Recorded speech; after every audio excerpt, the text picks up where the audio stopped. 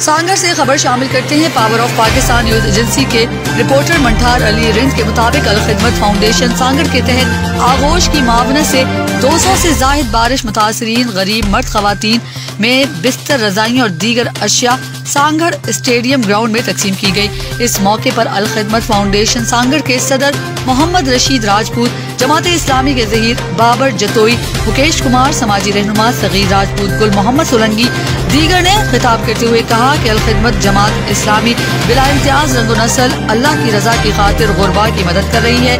सर्दी की शिद्दत को महसूस करते हुए देखकर मरकज से आगोश की मार्फत बिस्तर, रजाइयाँ, तकिया और दीगर अशिया की अमानत गरीब मुतासरीन में तकसीम की गई है। उन्होंने कहा कि गरीब मुतासरीन को तनहा नहीं छोड़ेंगे, इनके हर मुमकिन मसाइल को हल करने की कोशिश करते रहेंगे।